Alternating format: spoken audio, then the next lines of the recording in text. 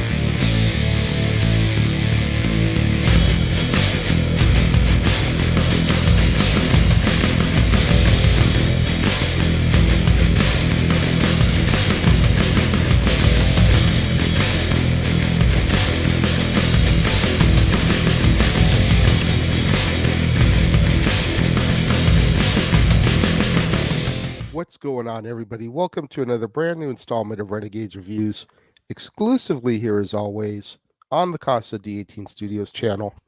I, of course, am your host, the Renegade JJ Williams, and we're about to begin our road to Halloween as we take a look at the 1978 classic, the original Halloween, starring Jamie Lee Curtis, Donald Pleasance, Nick Castle, PJ Soles, Nancy Kyes, Charles Cyphers, Kyle Richards, and Brian Andrews. What's going on, everybody? Thank you for joining me here once again for another brand new installment of Renegades Reviews. And as I said in the introduction, today we begin that road to Halloween. And there's only one way to start off the journey, and that's with the original 1978 classic. However, our movie opens on Halloween night in 1963 in the fictional suburban town of Haddonfield, Illinois, as a 6-year-old Michael Myers stabs his teenage sister, Judith, to death with a chef's knife. Now, for the next 15 years, he is incarcerated at Smith's Grove Sanitarium. However, on October 30th, 1978, Michael's psychiatrist, Dr. Samuel Loomis, and his colleague, Marion Chambers, arrive at the sanitarium to escort Michael to court for a hearing where Loomis hopes that the outcome of the hearing will be that Michael will be locked up for life. However, Michael steals their car and escapes Smith's Grove, killing a mechanic and stealing his coveralls on the way back to Haddonfield. Upon arriving back in his hometown, Michael steals knives, ropes, and a white, expressionless mask from the local hardware store. On Halloween night, Michael sees high school student Laurie Strode drop a key off at a long abandoned Myers house that her father is trying to sell. Laurie notices Michael stalking her throughout the day, but her friends Annie Brackett and Linda Vanderclock dismiss her concerns.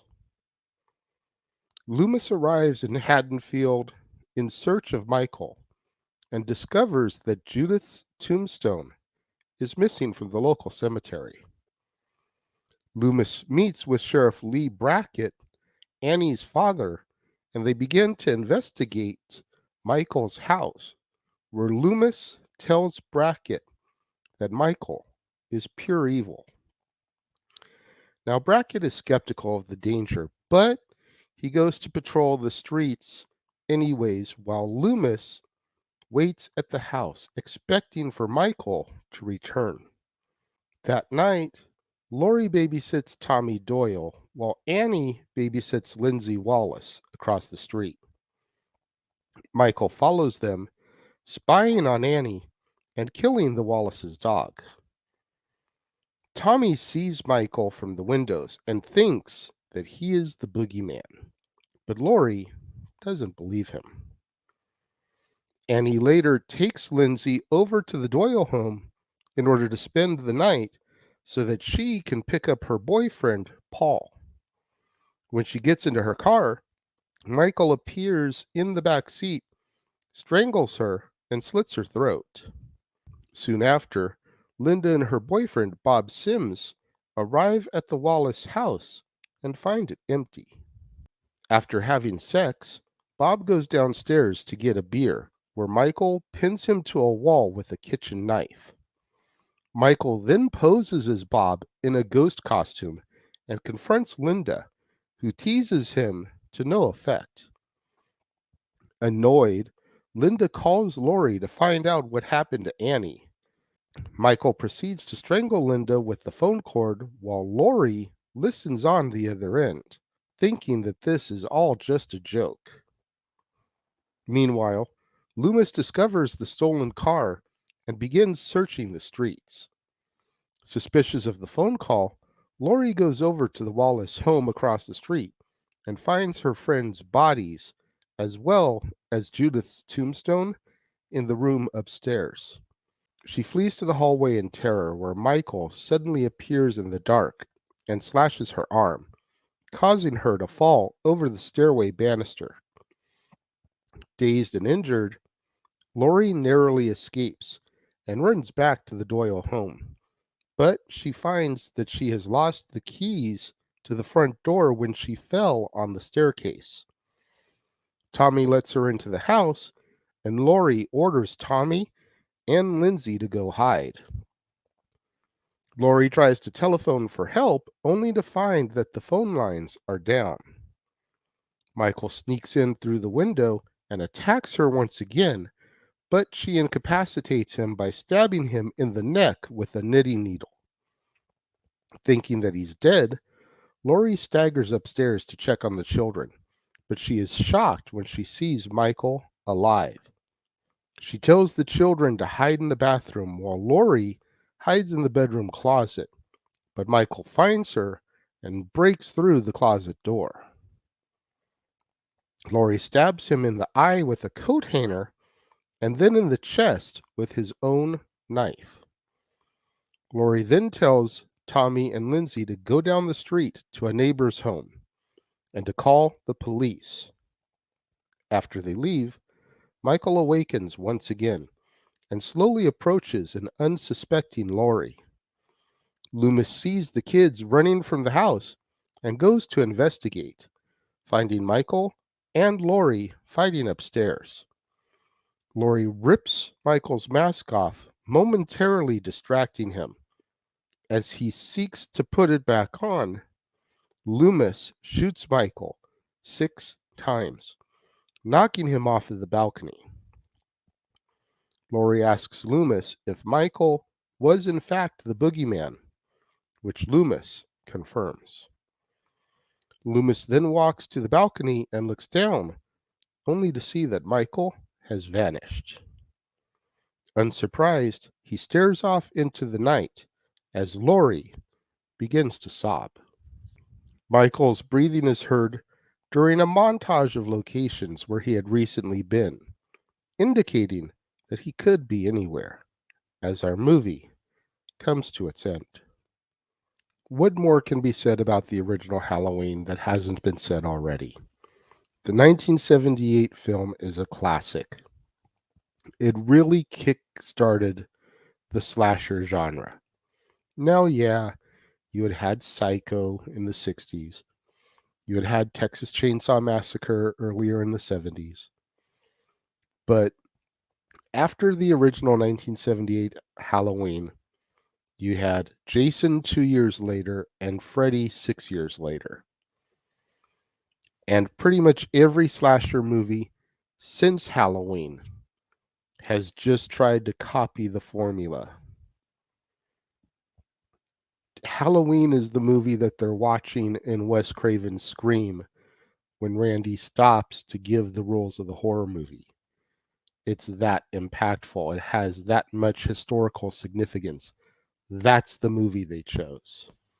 It also didn't hurt that Randy, played by Jamie Kennedy, could talk to the TV at Laurie, played by Jamie Lee Curtis, and tell the actress, Jamie, turn around, Jamie, Jamie, like he's talking to himself, when Ghostface is behind him and Michael is behind her.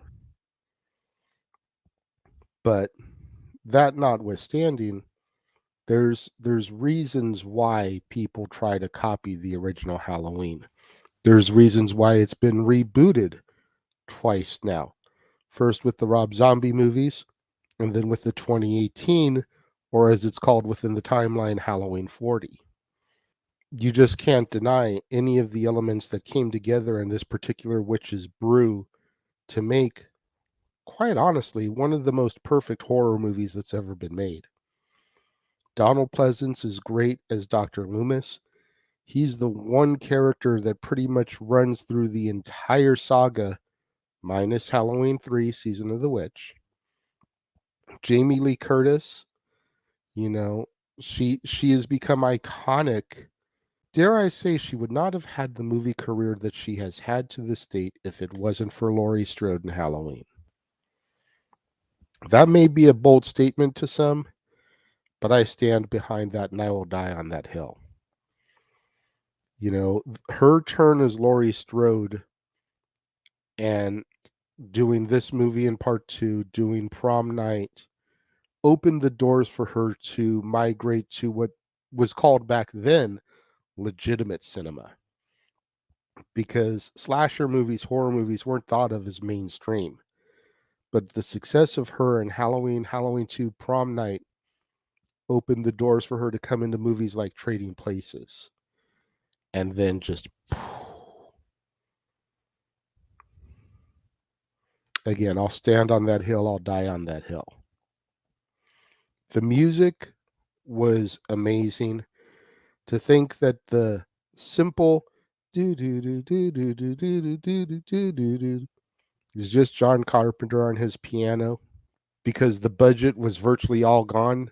He couldn't pay anybody to compose music, so he did it himself. And it's honestly one of the most iconic horror movie songs, period, bar none. Again, sometimes you just walk into a great scenario. When it comes to my rating for Halloween, I'd be remiss if I didn't give the original 5 stars.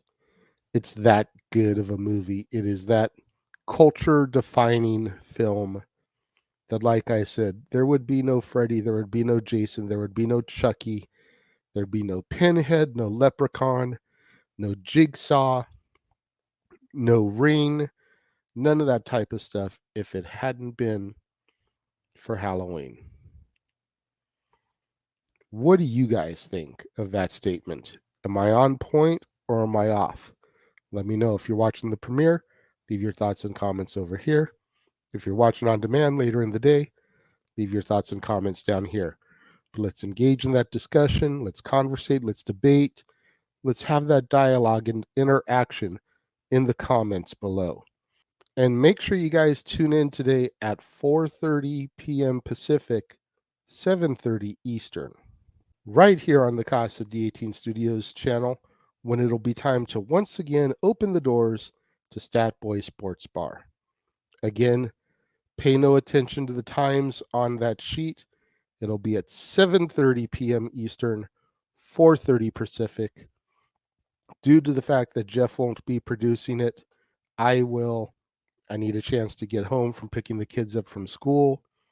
They get out at 3:40 my time, so I'm usually not back home until closer to 4:10, 4:15. Gotta get all set up for that. So 7:30 Eastern, 4:30 Pacific, Stat Boy Sports Bar. The food is hot, the beer is ice cold, and the seats are warm. So pull up a bar stool and engage with Stat Boy Mike Caldwell and Dory Lou for some professional sports conversation. You got Major League Baseball postseason, you've got standard NFL talk, the NHL is back. So much to discuss on Stat Boy Sports Bar. And then tomorrow, right back here on the Casa D18 Studios channel, will be another brand new installment of Renegades Reviews.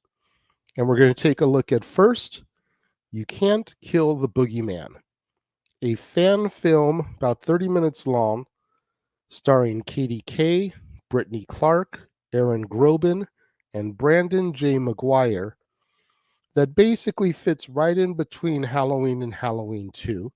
So that's why we're going to go ahead and do that here. And then following that will be Halloween 2, starring Jamie Lee Curtis, Donald Pleasance, Charles Cyphers, Lance Guest, and Dick Warlock. You're not going to want to miss out on any of that content right here on the Casa D18 Studios channel, right here on all new episodes of Renegades Reviews, right here at Statboy Sports Bar. So much content coming up still this month. Make sure you tune in and enjoy everything that we have to offer right here on the Casa D18 Studios channel.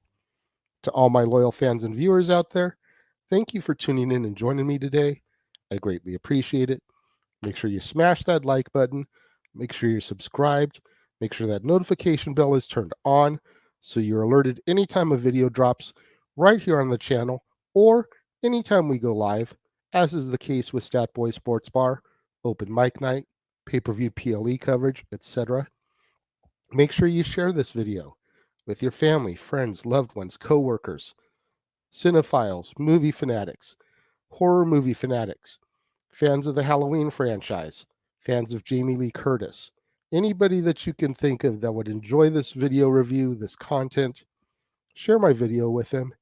Only way we're going to boost up my visibility in the YouTube algorithms so I could hopefully get monetized by the end of the year, make some money on these videos. Thank you once again to everyone who joined and tuned in today. It means more to me than you'll ever know. And I will see you guys next time.